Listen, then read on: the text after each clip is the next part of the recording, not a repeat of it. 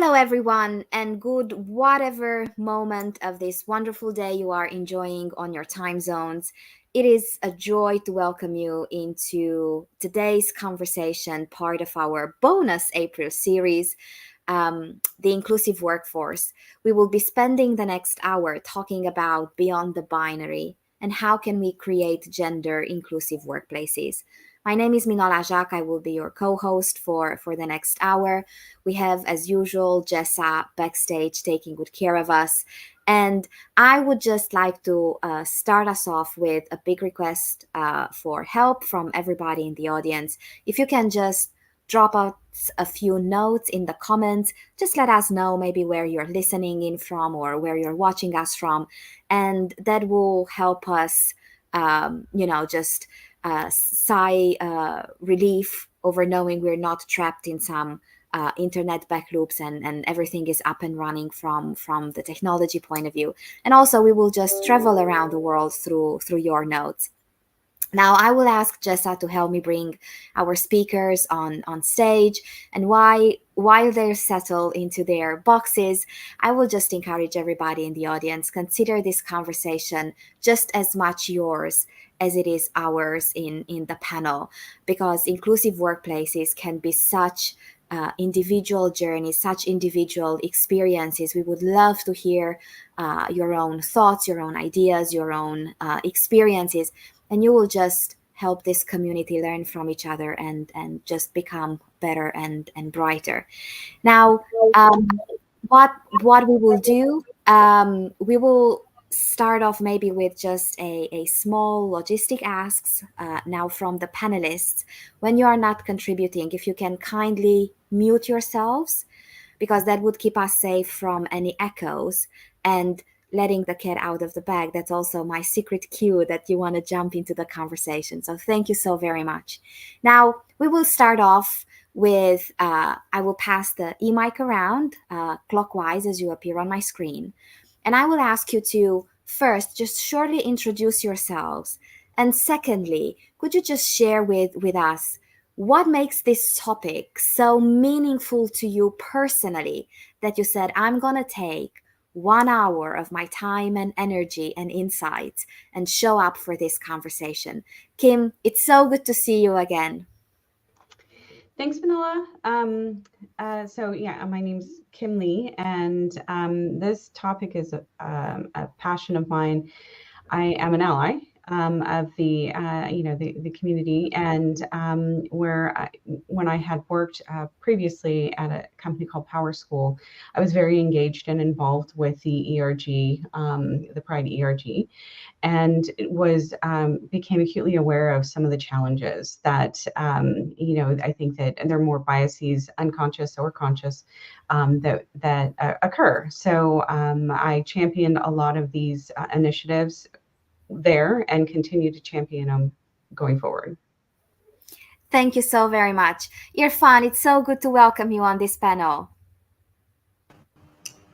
Thank you. I'm going to say good evening, actually. I don't know what time it is all over the world, but I'm in Dubai at the moment, from the UK originally. I'm a behavioral scientist, and I run a company called Develop Minds.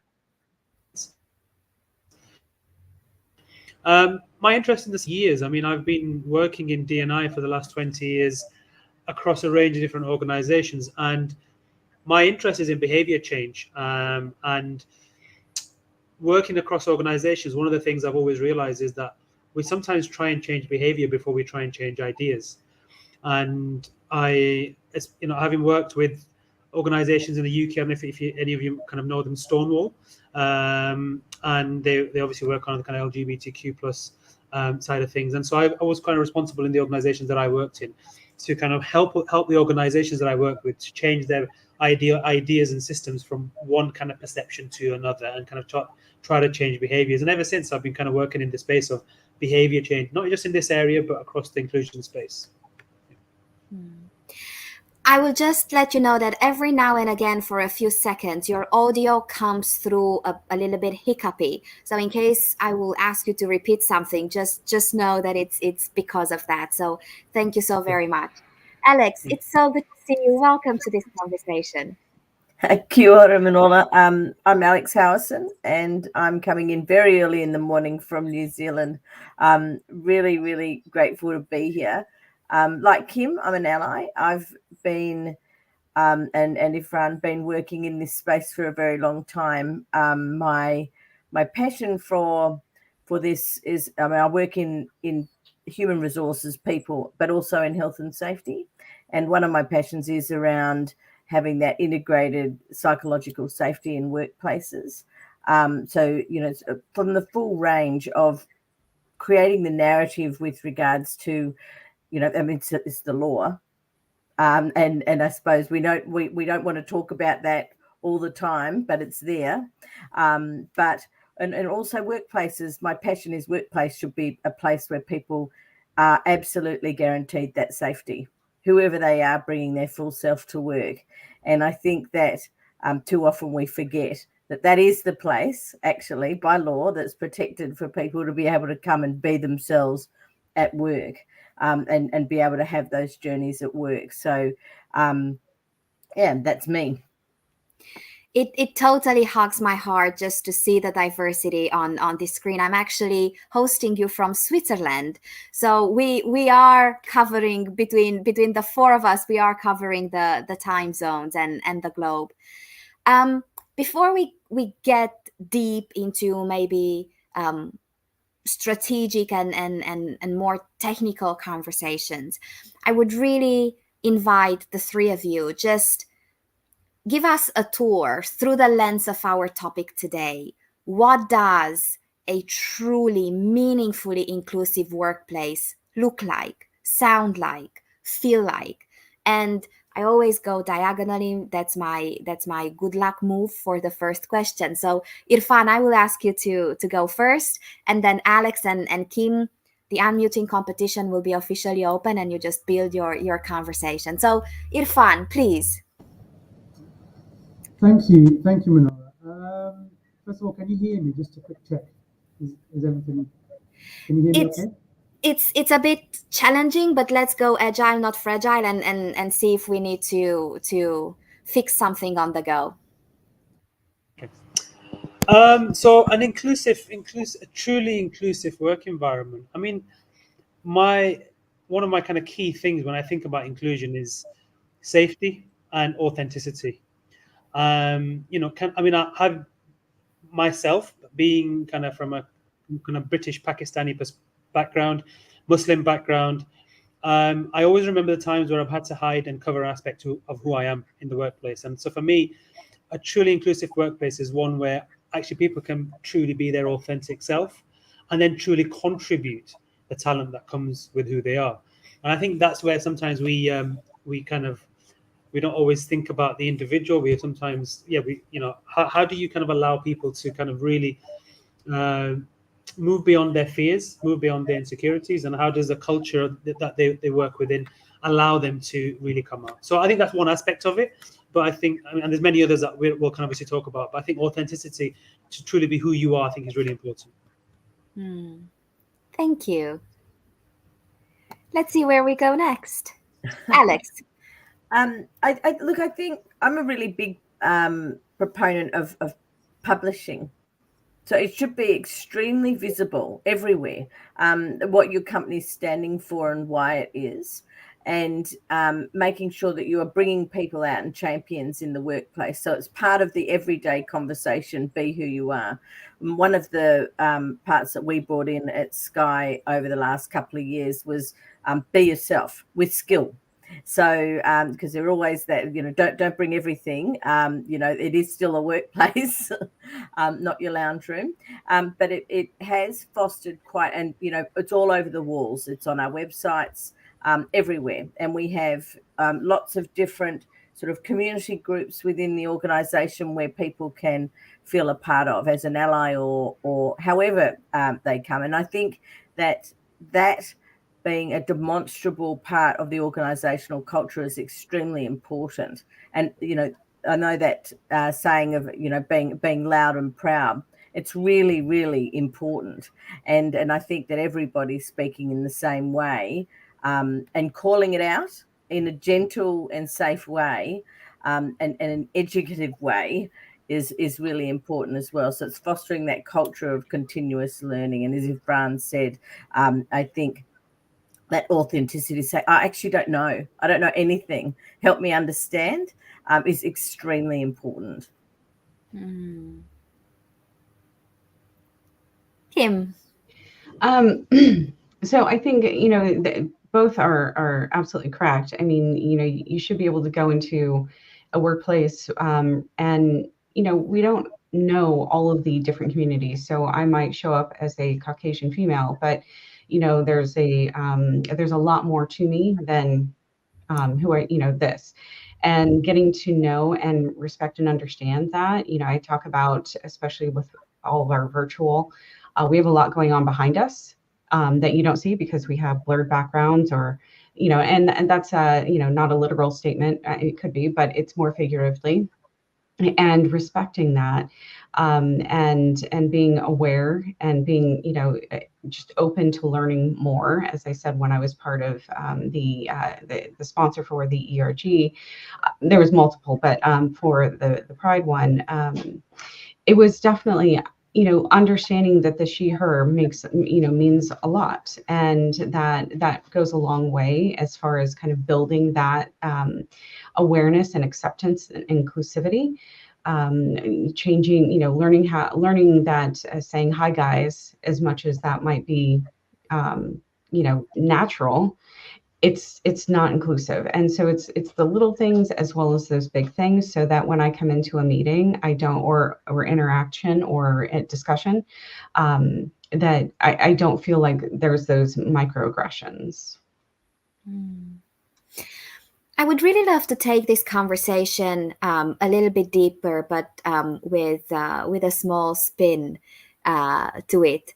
And we talked about curiosity and we talked about learning. So how can we build a psychologically safe workplace where people can be genuinely curious and they can upskill themselves on this topic, and they can really look into their unconscious biases and stereotypes around gender. And Alex, I will invite you to be the pioneer on this one for us. Thank you. I think it starts with the executive, and you don't sort of leave that room until there is a really clear understanding. I think that if we look at a lot of the makeups of executives, it's also only fair, with regards to today's workplace, or particularly in New Zealand, there is a particular demographic and sort of white middle-aged male that sits on our executive teams, who may not, and we need to give that, I suppose, space and kindness to that group of people. And I know I'm generalizing, but it is actually making sure you're leaning into those spaces with the education, and making sure that you are saying what is it that you don't know, creating a space with the people that are coming in. So we have a group called Pride Pledge, and they in New Zealand, and we are a member of that, and as an organization, and they come in regularly doing lots of different training and seminars in a really in a fun, in a kind, in an explorative way. And I think that's where it starts, and making sure that our people are given the time off roster, off work, to keep that going. So it is the momentum, and not thinking you're one and done. There are a lot of different ways that our society is evolving over time, that standing still is not a good idea. And also making sure that is part of your regular training program. We have ours that we're introducing through the Code of Conduct, for example. That's a regulative, legislative document that sits on corporate governance, on our website, but how it translates can be quite different. Kim. Well, so there's a couple things. So education, is key, and you certainly need to get the support and buy-in from your executive staff and make them see the value if there's question. I've fortunately not had that come up too much with the executive teams that I work with. But I think that one thing is to remember is it's not members of that particular community. It's not their responsibility to teach those of us who aren't in that community.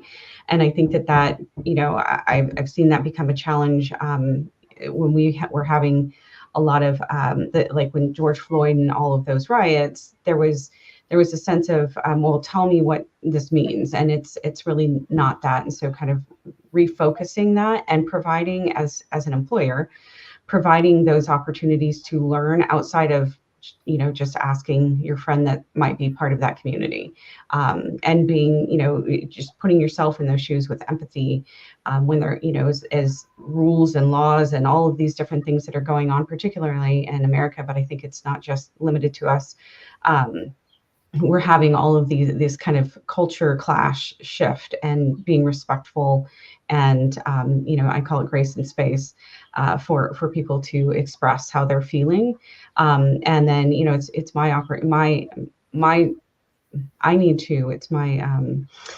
I need to go out and learn more about it if I don't it doesn't connect with me, and I think that that's really important. Irfan, you're in the hot seat of going last on this one. Yeah, thank you. I think, I always, like I said, as a behavioral scientist, I generally tend to come at things from a behavioral aspect. And when it comes to psychological safety, I think for me, I take a step back and I ask the question, where is the organization in terms of maturity? Whether that's to DEI generally, diversity and inclusion generally, or for example, around gender identity, and I don't know if you've come across this kind of 4 stages that organizations go through. Whenever you introduce a new kind of topic or something that we're a very kind of divided society, and when it comes to gender identity, there's all the culture wars, as Kim you've mentioned as well. And I think a lot of organizations go through the stage of denial, defensiveness, deliberation, and kind of development. And so where it's that kind of, and I think sometimes it's take a step back and ask the question, do we have space to allow the uncomfortable conversations to happen? And, as a psychologist, cognitive dissonance for me is really important, to allow kind of those uncomfortable feelings, those kind of discomforts, when I'm introduced to a new topic, for example, or I'm meeting somebody very different from me. I think psychological safety is ultimately about allowing that kind of dynamic to take place.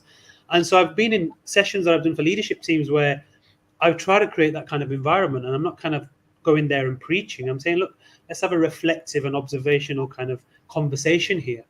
What are your thoughts about this topic? And take it in a kind of slightly more open and kind of reflexive way. So I think from my perspective, generally it's about understanding where is the organization, and then taking a slightly more piecemeal approach to, okay, well, let's kind of move on from where we currently are and take it from there. Alex, I saw you unmuted. Do you want to jump back in? No, it was a mistake. You are training the unmuting button for the next round. I was thinking about asking this question, and I'm not sure I came up with the best wording, but bear with me. If I look at the title, especially the bit creating gender inclusive workplaces, I am sure that it's very easy for all of us to think about 1, 2, 3, maybe even more stakeholders that would automatically say, oh, this is an HR thing, and would definitely place it into the HR bucket. So my next question is, how is the accountability, and how is the ownership, and how is, at the end of the day, the governance for creating gender inclusive workplaces distributed across an organization? And Kim, could you just open this one for us?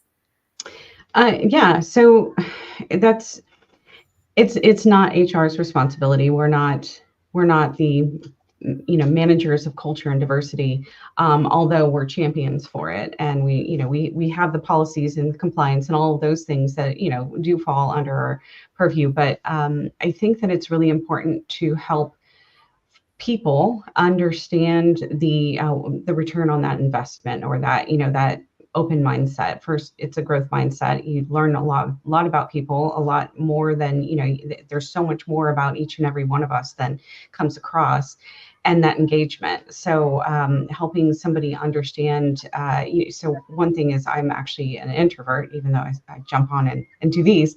In meetings, I tend to be more reserved, and I'm not the first one to speak up. And so I use that as an opportunity to kind of share how that best work with me. And if you give me an agenda before a meeting, I can prepare. I can be more thoughtful. I need a little time to process. There's other people who it goes real quick.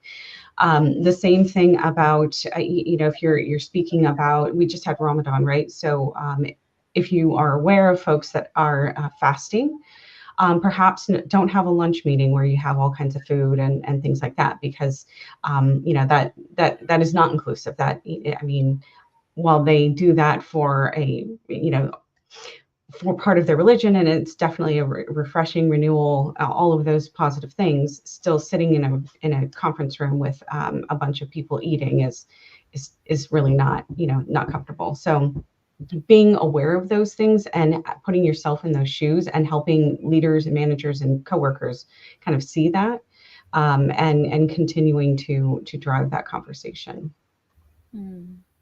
Thank you. Irfan. Yeah, when I think about accountability and shared accountability, I kind of come at it from. So again, I'm just going to go back. Somebody mentioned in the comments, a LinkedIn user mentioned that you have to look at operational considerations, not just social and interpersonal relationships. It doesn't help to throw training at people when your operations and systems don't support inclusivity.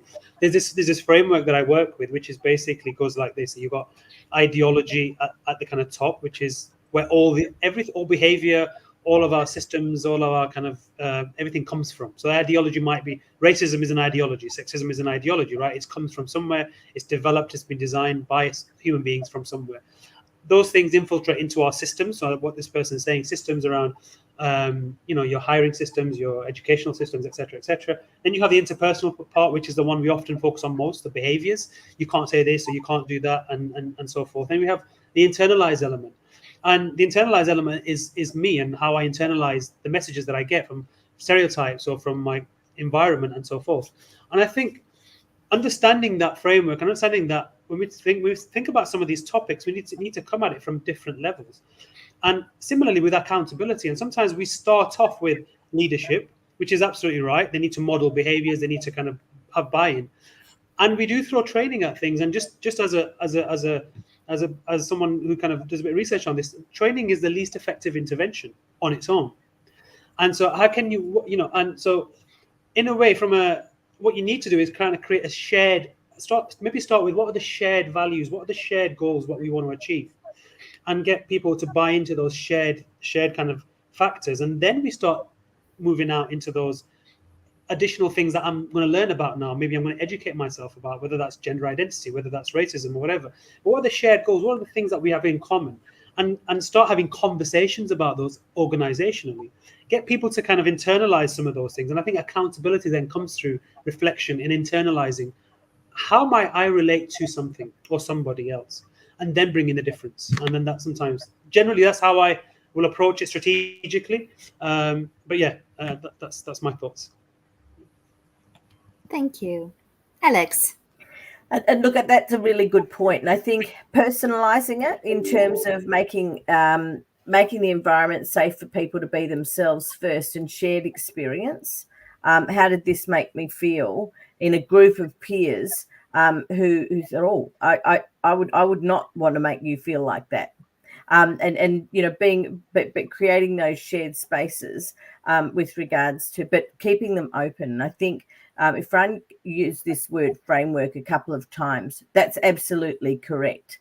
Just randomly saying we'll have shared spaces without having a strategy and a framework to say what's the outcome that I'm trying to achieve here by delivering messages, and particularly with regards to gender inclusivity. I mean, look, frankly, in New Zealand, we haven't done this very well with regards to women let alone looking at a community of people and the diversity across the spectrum when we speak about gender. So it's also reflecting on the way that we have done things in the past to ensure that we are encapsulating and learning all the way through. And I think one of the and I think we're on the same sort of pathway when we talk about sort of targets or systems or structures. They're exceptionally important to make sure that we can read the book, and for those people who want to do that, and say these are the rules or the guidelines within which we have acceptable norms in the place that we work. Put on top of that, though, the authenticity of the conversation is how you get the cut through. And I think that one of the parts which I have seen very well, it is absolutely not on the communities that we're talking about here to make this successful or to help people understand. I think it is making sure that there's that visibility and making sure that there's a safety and visibility and speaking up also. So it is the combination and the marry up of making sure that you do have the systems framework to catch it if it falls, because I think that's what those do. But when you're enhancing and looking at your organizational maturity, how are you growing and integrating your values, the way that you are and all the way through to how are you showing up for your customers and saying we're a safe place to do business as well, not just a safe place to work here. We're providing products and services that are inclusive, and I think that demonstrating that, not just speaking about it, is incredibly important as well. Well, quite frustratingly so, we're coming up to the middle of our conversation today. And I always say that Hacking HR hours are shorter than regular hours. And this topic could easily make for a series in and of itself. Could we just maybe share with the audience some strategies or some interventions that meaningfully address gender inclusivity at work? And I can't help but again be very happy with the diversity that we bring into this conversation across so many intersectionalities. So can we also have this conversation maybe across cultures or across any other elements that you feel are particularly impactful when it comes to gender inclusive workplaces? And Irfan, I will ask you to start this one. Yeah, I mean, I work across both the UAE and the UK, so I kind of see kind of two worlds, if you want, when it comes to gender inclusivity.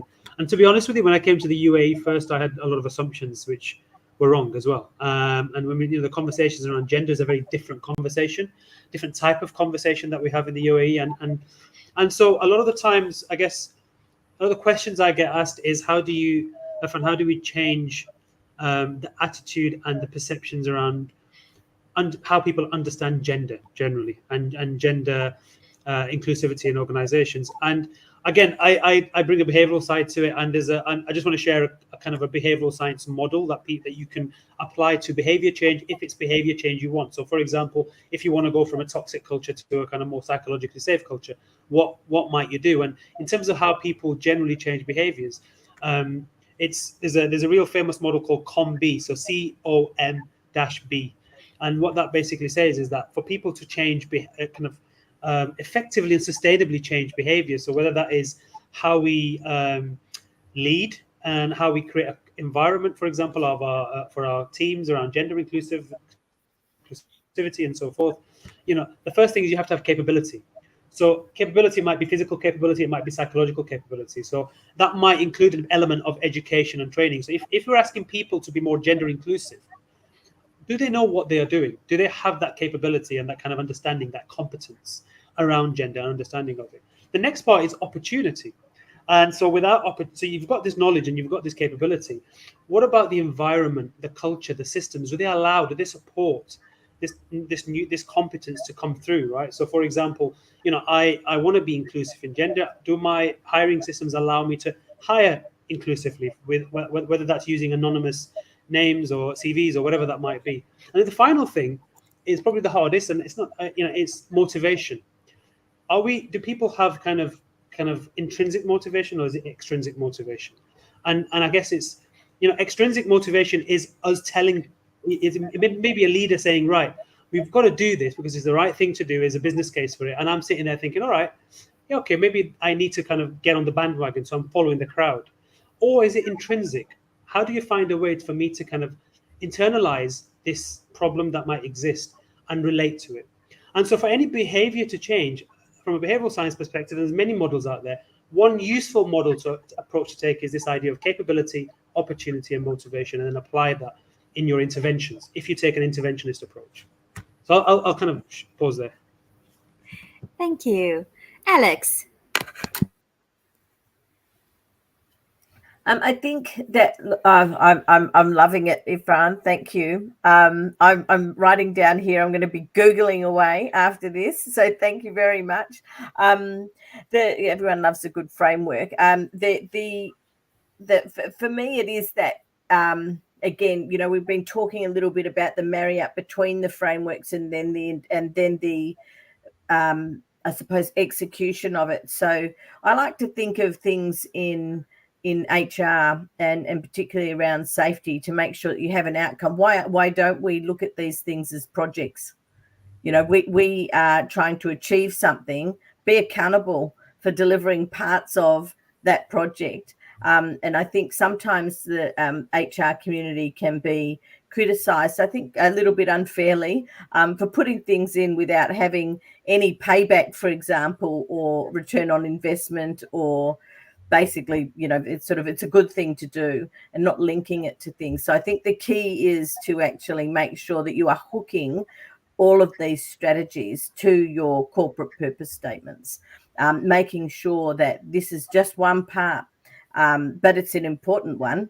If you think about the way that networking, if you listen, even if having sort of corporate, organizational networks that are led by the people who are in those communities and supported by those people who have the money, because let's face it, time, those types of things. So corporate sponsorship or executive sponsorship or leadership sponsorship is really important to make sure everybody's accountable. But listening, making sure that there is that space and air within the workday. So if we look at gender inclusive networks, for example, we've been having a bit of a live debate for quite some time now of breakfast meetings. And traditionally, a 7 a.m. meeting for everybody to come along to breakfast, who do you think's missing out? That caregiver that possibly has to go to take a child to school, for example, somebody who could be caring for somebody late into the night, a parent, for example. So it's asking those questions about, is it that important to your organisation? Then put it in your workday. Not outside of work hours, for example. Outside for work hours is fine, but it's more that if it is that important, you wouldn't have a finance meeting about setting the budgets for the next financial year at 7 a.m. and then invite everyone for a coffee. You'd be doing that in your workday. So it is making sure that those things are also demonstrably, and it feels a bit over the top at first, but then people will get into the rhythm to say, actually, it is silly to, if we think about just sort of a cis woman, for example, 50% of the population, excluding them is really commercially silly. Now, when we look at the gender diversity spectrum, it's even more silly. When you're looking at the amount of people that could be excluded from a lot of these conversations. So there's the commercial reality of it. So I think it is, when you're looking, and we talked a bit about stakeholders before, when you are looking at your stakeholder, look at your audience, because when that, and making sure that you aren't pulling on a narrative that they don't even have any idea about what you're talking about. Pull on a narrative that's close to something that they would be clearly understanding in the first instance. Kim. Well, I was trying to think of what I could add on to what both Alex and Irfan said. I think if you go to psychological safety and you look at, how to bring all of that together, it is there's just so much to it. And I think the biggest thing is the empathy part, right? So making sure that you're encouraging people to put yourselves in their shoes. So like Alex was saying, if you have a 7 a.m. meeting, that probably is going to exclude some people, and the same kind of other examples where, at work, calling people guys, and as a generic term, is not inclusive and not, not pushing. If you have somebody perhaps going through a transition, not challenging if they're, changing their name or why they want to have these things changed. I definitely had some advocates where I was before about making sure that not our software product was meant for students and teachers and parents, that we made gender inclusive terminology. So when they're signing up and registering for school, they had the opportunity to update that, or refer to themselves how they in the community and how they belonged. The same with internal, when you're signing up for work and you have to go through and put in, are you, Mr. or Mrs. or male or female or whatever it is, making sure that they have an opportunity to put in their identity as well. You may need to have the gender for, things like insurance and things like that. But, it's across all the different realms. As you were talking about, Alex, the customer focus and facing. And I think as companies start to make sure that start to communicate that this is their intention and this is their this is the way we're going, they're able to, that just starts embedding that within the culture as well. I will preface the next question with a small disclosure. So I'm a journalist by trade. I'm a change practitioner by choice, and I absolutely love questions. I believe that oftentimes questions are the answers and not the other way around.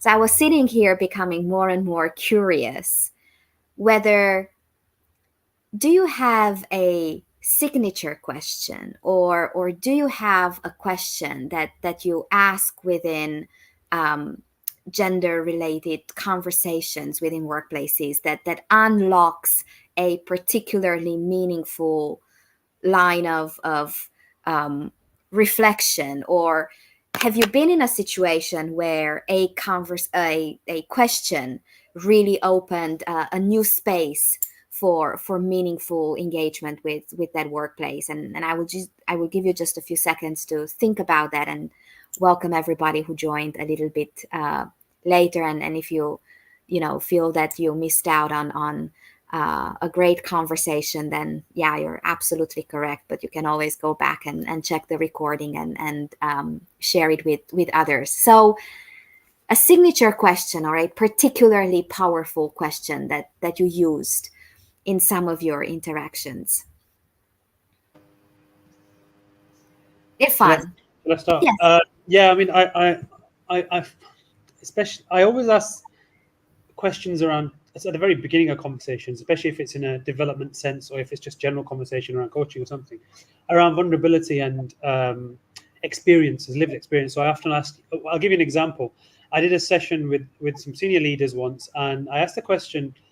So this is a music ticketing organization, quite a large one in Europe, and the leadership team was basically 99% men and 1% women. So basically, out of 10, there was 1 woman and 9 men. And I asked the question. I started off with, "Give me a time when you felt excluded." Simple question. And so they all went round, and all white men. A majority of them. Some of them did give examples around caring responsibilities where they've kind of they felt that they've been excluded because of that. But majority of them kind of gave examples around teams, football teams, sports teams, and that kind of stuff. And it came to the one female executive within this team, and she said, "Yeah, I mean, I've never told my team this. She's been with them for 5 years. She said, I've never revealed this with this particular team, and that is that I'm deaf in one ear. And so obviously everyone was shocked in the room, and it's like, they were like, what do you mean you're deaf in one ear? I mean, we've known you for 5 years and you've never mentioned that before. And she goes, yeah, but why do you think I've never mentioned that before? And whenever I talk to you, I'm always facing you a certain way. And she goes, because this environment, the culture that we have here is very competitive. I feel like I'm expected to be like all the men in the room. And the moment I reveal an element about myself, I feel like that will go against me, and there's a weakness to it. And so obviously the room was shocked, and it was kind of one of those moments where they've kind of aha, and a kind of realization moment. But that is something that always gets, that kind of question of experience, the time you felt excluded, marginalized, or even a time you felt, vulnerable, whatever, that really kind of sets the tone of conversation for me, because again, it allows people to hear other people's lived experience. Yeah. Thank you. Who would like to go next? Alex. Look, I think that it is that vulnerability, or the questions around vulnerability. What I've found success is, and particularly in groups, is starting to talk about, if you were asked what a secret superpower is that you have, what is it? And so there's the sort of one question, which can sort of go in a number of different ways, but it gives people an opportunity to change the narrative from I'm going to share this because I think it's something that's different in a good way, and I think so that has been one part. We've been having some recent conversations with regards to tell me something outside of your work life. If you were to say, what is, when we look at you at work, is there something that you think there's something about you that's quite surprising? So, and a lot of people do come out with things that are quite unusual. They come up with hobbies and those types of things. And I think when we're talking about having the space to be different, it's making sure that those are in smaller groups. Obviously, if we think really practically, how does that go? Because not everybody's comfortable in saying things. But then also, what are you going to do with that information, and making sure that sort of structural conversation is had really, really clearly, quite quickly, about, look, this is a closed door session. Why we're doing this is so we can all learn a lot about each other and work better towards each other's strengths. When Kim has raised with regards to sort of introversion, these are really critical things, because you can structure a whole meeting and bypass a whole group of people for what we call unintended consequence, with an unintended consequence. So yeah, that's it is really interesting. So you certainly don't want to also get into a situation where I've seen a little bit of, where people feel that they have to come in saying something to fit in as well. Is it sort of that bizarre, yes, I've had this poor experience. No, that's not where we started. Where we started was, this is a experience. And I'm explaining why I haven't shared that experience. Not that it was poor, because I haven't shared it. It's just more around, I'm sharing it for this particular purpose in this particular forum, but it's making sure those forums are structured to have those, what I call those safety nets in the room. People like Efran, for example, having a facilitator in the room is extremely important if you're talking about vulnerability, so people can feel safe. And if there is something that's happening in the room, that they can catch it, and they're appropriately qualified to catch it as well. There's the other point. Thank you. Kim. I can't think of a specific question. I like the ones that my peers shared, but I think that where I have got the most progress, or gained the most ground, is myself being vulnerable, and presenting that first. An example of that was leading an ERG. We had a ERG focused town hall, and leading off with everybody in the company who attended, talking about my concerns about mental health and sharing personal stories.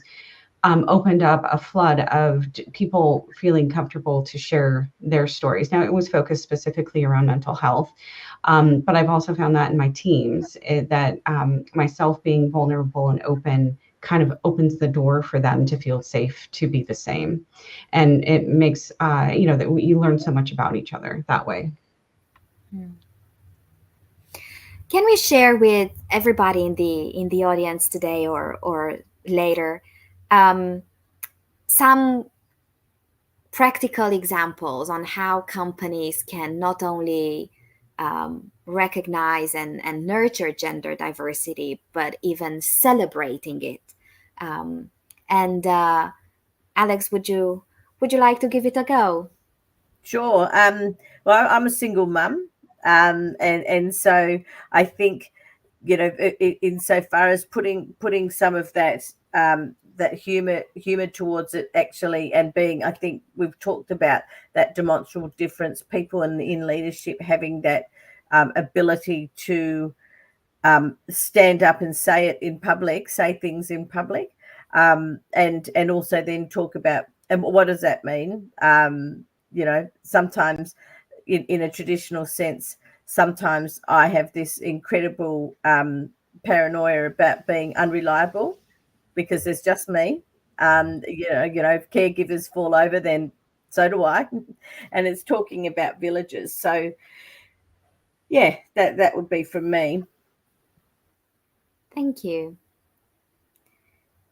Kim, would you like to jump in? Well, I'm trying to think of, the right response to it, but focusing on gender inclusivity, I think that it's really important that we share, as an organization, if there's opportunities for people to feel safe, but people within those communities to host like fireside chats or talk about their own stories. I found a lot of value. The company has gained a lot of value in that. And again, that is the internal but public display of support, is that we not only are great with people having the conversation, we're enabling those powerful conversations to happen internally. It does take somebody brave to step up and have those some of those conversations and share their personal experiences.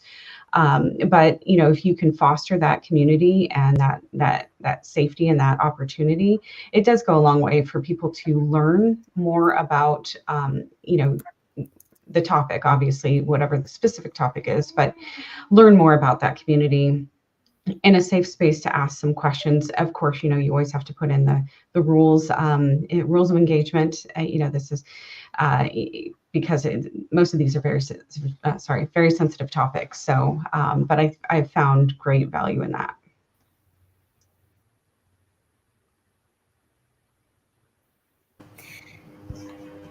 Irfan. Yeah, I mean, when I think about the question, I used to work for a large university in the UK about 7 years ago, and I was probably the first male in the organisation to take something called shared parental leave, which was recently introduced to the UK. And so, shared parental leave is where you kind of share the maternity, and in the UK, the university I worked for, it was a very generous maternity kind of package that used to be given, and I as a shared parental leave kind of a policy, I could share that with my partner, and so I think it was 6 months off, and my partner took off, I think 2 months or 3 months off. And when I went back to work, again, this is something where my privilege came into it. When I went back to work, it was a kind of complete culture shock for me as to what I was experiencing in terms of the kind of attitudes and behaviors of people.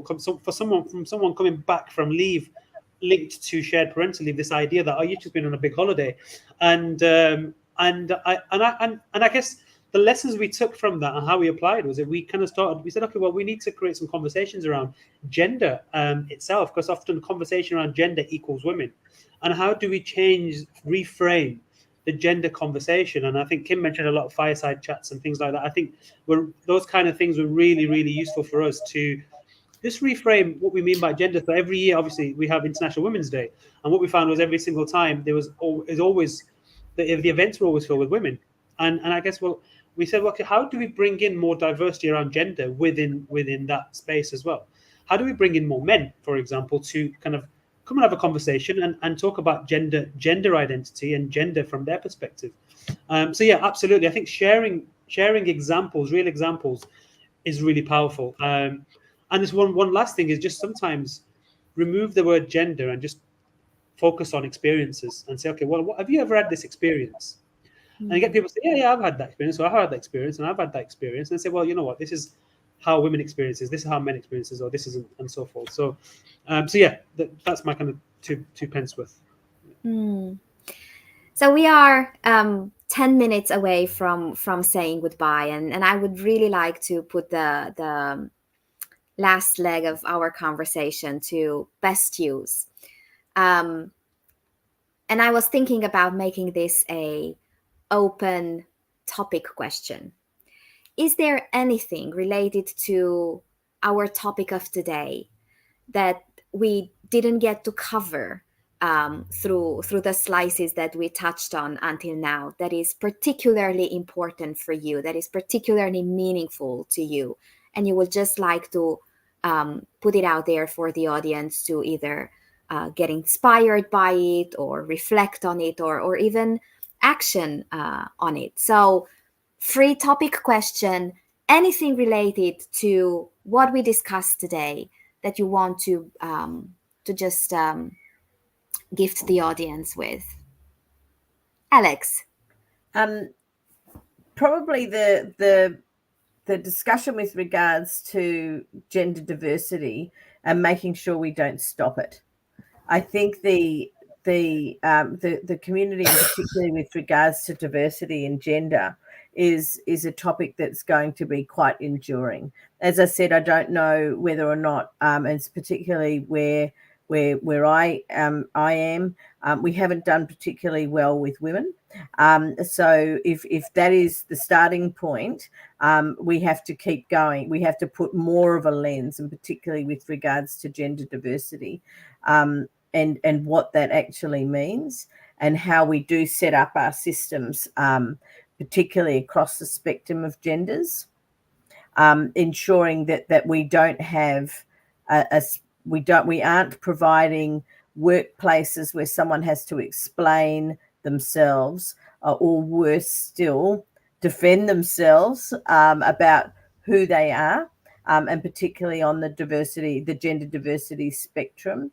That's incredibly unfair. And I think that the laws aren't catching up with that quick enough. And that's the part where we can take that proactive stance to stand in the middle, and particularly as people practitioners of all the flavours that we come, to say, actually, I need to know more about that, have that really intense sense of curiosity in the way that we are championing people to help us understand of how we can make their world more comfortable and better. As I said at the top of the call, this is possibly, and we do get a lot of feedback that people who are struggling in their personal lives with regards to identity and acceptance, their workplace could be their only safe place. And so it's incredibly important that that is the place that is reliably safe. Yeah. Thank you. Where shall we go next? I can go. So the gender inclusivity is really important. I think that stepping back, just a bit, and inclusivity is even, the bigger topic, and understanding that there's the whole person, the whole self, whether you're a single parent. Alex, I was for several years. And, there's perceptions about that, but, look at the person for what they bring, what their role is, what their experience is, what their, who you're working with, and start there. And then, be curious, in the sense of getting to know your peers and coworkers. There's, I'm sure everyone's heard of it, Radical Candor, the book. Kim Scott had she had a video out recently that I saw recently, of the purple flag. And that means that if you're in a meeting or you're in a conversation and somebody says something that you may not realize is either a microaggression or just, speaking their bias, or prejudice or whatever it is you can safely raise a purple flag and then help them understand why that, whatever that is, the terminology or however they explain, whatever they said, may come across as offensive or upsetting to some others. So I think that we as a population, as an employee base, need to be curious and open and have that open growth mindset, and emotional intelligence as well.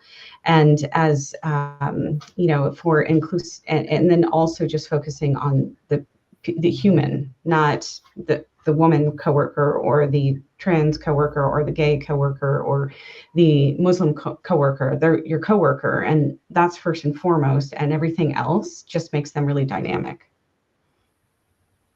Thank you. Irfan.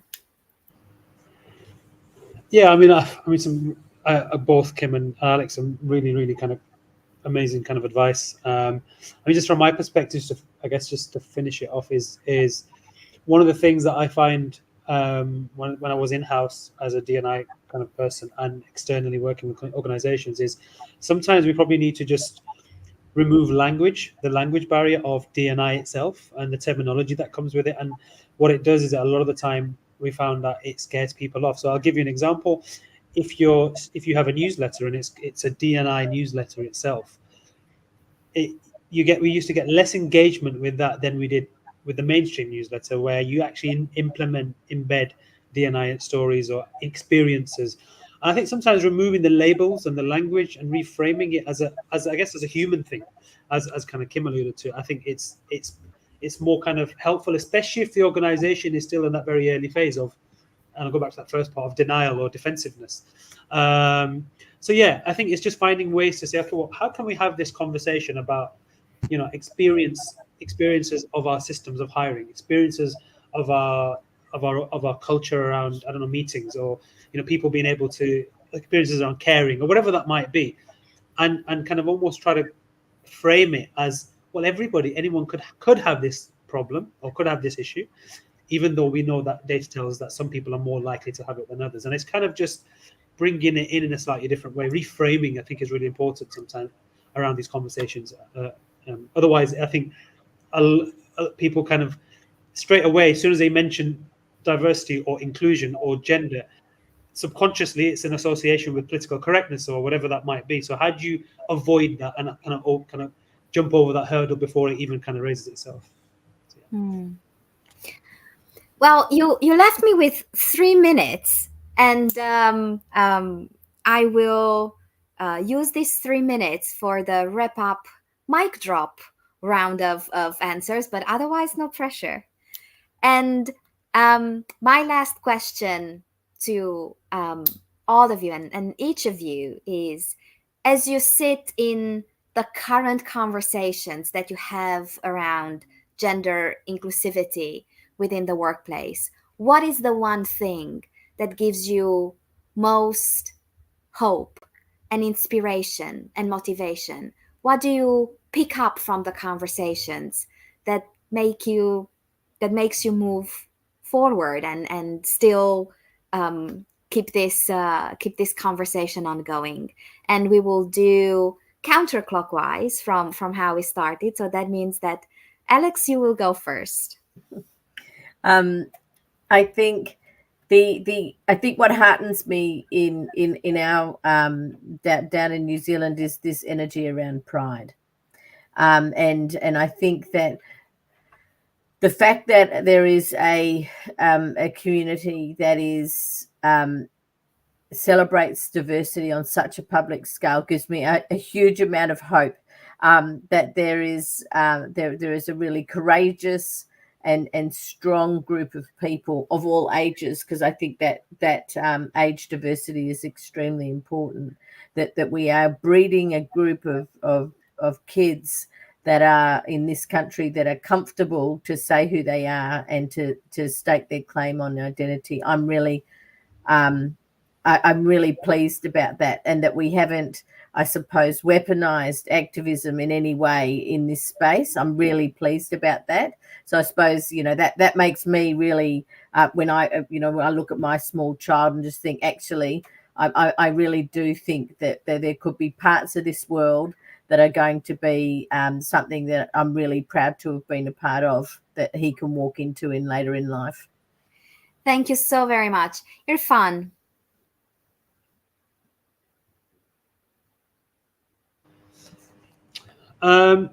Yeah, I mean, from my perspective, I think we're kind of at a crossroads in kind of society and in organizations where there's a lot of kind of clashes and discomfort because of people speaking up, because of people kind of coming out, people really kind of taking things on. And I think we need to see that as a positive.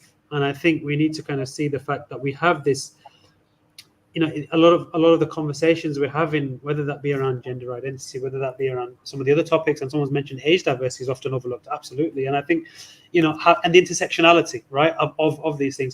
I think discomfort around these organizations shouldn't put people and organizations off. It should be something that we lean into and kind of capitalize and leverage it. And I think it's a good thing that's happening. And because sometimes we falsely assume that when you start a D&I project or D&I strategy, whatever, you're going to have a linear journey. It's never that way. It's going to be up and down, up and down, up and down, and we need to accept and kind of expect that. So yeah, I think just really lean into the discomfort that this conversation generally brings, because it's a good thing. Yeah. Thank you so much, Kim. Well, I'm trying to think of mic drop. I really think that more conversations like this are huge and go a long way. The way that we get through it is, not through it, but we embrace it and have a lot more acceptance, is having the conversations, as well as putting ourselves, we all have something else. So whether it's race, religion, gender, any of those things, single parenting, whatever, we all have something. And so it's easy to as you called out, Irfan, what is something that you've been excluded, and understanding that and coming and trying to get people to come from that perspective, is that I didn't like how that felt, and it really didn't mean anything, that, it didn't matter in the course of my capabilities. I think that, if we can do that and drive that as the part of the conversation, and then embracing and celebrating those wins and those micro changes that are happening, I think is the way to go to further this. Thank you so very much, everybody, our panelists, everybody in the audience, for really taking the time from everything else going on in life and work, and being here. I hope I will get the chance to welcome you soon again in other conversations. And until then, just keep this conversation going. It means more to each and every one of us than we probably imagine. So thank you very much. Jessa, thank you for taking care of us, and enjoy the rest of your day, enjoy the rest of your week, and stay safe. Thank you. Thank you, everyone. Thank you. Thank you. Bye, everybody. Bye. Bye.